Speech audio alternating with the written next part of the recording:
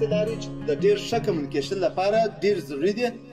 The good communication skills is not only for professional life, it is also for personal life. کله چې تاسو ښه کمیونیکیشن سکلز ولرئ دا یوازې ستاسو د رسمي ژوند لپاره نه دی بلکې ستاسو د شخصي ژوند لپاره هم ښه دی. د شخصي ارتباطاتو د جوړولو لپاره ښه کمیونیکیشن سکلز ډېر ضروري دی. Establish connections د یو چا سره د اړیکې د جوړولو لپاره ښه کمیونیکیشن سکلز قوي دی. د دې لپاره چې یو څوک د ځان څخه امپریس کړي یو څوک د ځان څخه متاثره کړي ښه کمیونیکیشن سکلز ډېر ضروري دی. د دې لپاره چې یو څوک د ځان څخه کنوینس کړي یو څوک د ځان څخه قانع کړي یا ته خپل قانع کړي ښه کمیونیکیشن سکلز ډېر ښه دی یا ضروري دی. او strong relation یا د قوي ارتباطاتو لپاره ښه کمیونیکیشن سکلز ډېر ضروري دی. هغه 6 tips for extraordinary communication skills چې دی اول چې دی conscious listening دی. ډېر وبل رمه کور ودان خیر وسه. conscious listening په دې معنی باندې چې ځان امپاتی او سمپاتی پرون ما درته ویله. کله چې ته په دې باندې خبر سې چې زما پلانکي خورکي غم لري ته داسې مور ته وایه چې وازه ستا سره په دې غم کې در سره یم. تور ته وایه چې وازه ته احساسوم زه دا فکر کوم چې دا غم پر ما باندې دی. زړهسوی ورته ښکاره کولی شو. و زما پر تا باندې زړه سوی دا خپل احساسات ښکاره کولی شو. بالکل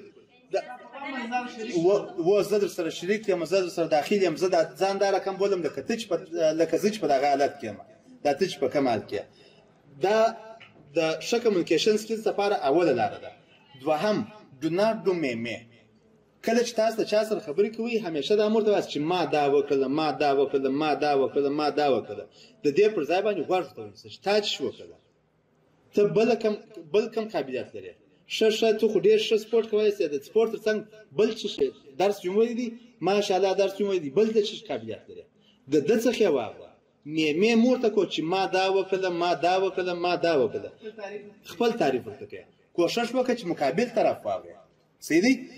دلته وایي instead tell you and you it is all about you. دا ټوله ستا په باره کې زه غواړم چې پوه شم. ما درته ویله چې دا کمیونیکیشن دی کماینیکیشن نه دی کمیونیکیشن. ستا په باره کې زه غواړم چې معلومات واخلم ستا خبرې زه غواړم چې واورم. صحیح دی. زه غواړم چې تا ته غوږ ونیسم. کله چې زه غواړم چې زه تا ته غوږ ونیسم دا په دې معنی باندې چې زه تا ته ارزښت درکوم. او کله چې زه په دې باندې پوه شم چې احمد ما ته ارزښت راکوي نو زه بیا د دې پر ځای باندې چې زه ډېر د باندې ګرځم زه به بیا خپل ډېر وخت د احمد سره تېروم. صحیح دی. په دې خاطر باندې چې هغه ماته په ارزښت باندې ګوري.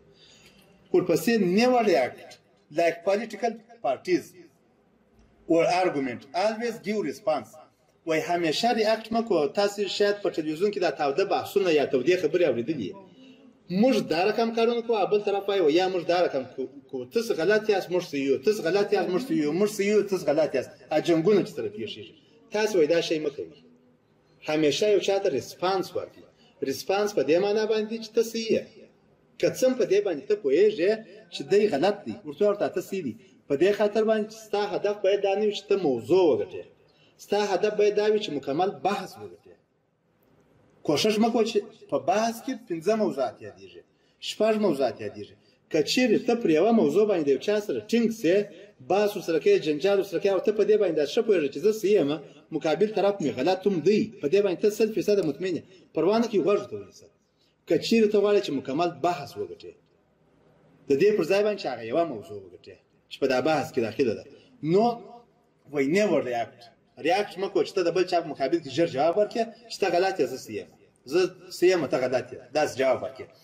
set the boundaries in communication situational communication. boundaries وټاکه حدود وټاکه سرحدات وټاکه. په کوم ځای کې غم دی چې زه د غم په ډول باندې کمیونیکیشن وکړم. په کوم ځای کې شادي ده چې زه د شادي په رقم باندې کمیونیکیشن وکړم. په کوم ځای کې خوشحالي ده چې زه د خوشحالي په رقم باندې کمیونیکیشن وکړم. دا معنا نه چې هلته مړی پروت یم هلته زه په اتڼ روان یم یا چکچک کوم یا مثلا خورا خوشحاله یم خاندم. set the boundaries in communication. په کمیونیکیشن کې باونډریز یا حدود وټاکئ. ورپسې له دې څخه وروسته language wisdom دا معنا چې تاسو په پښتو باندې سر خلاصېږي او زه په انګلیسي باندې تګاړم دا شی مه کوئ.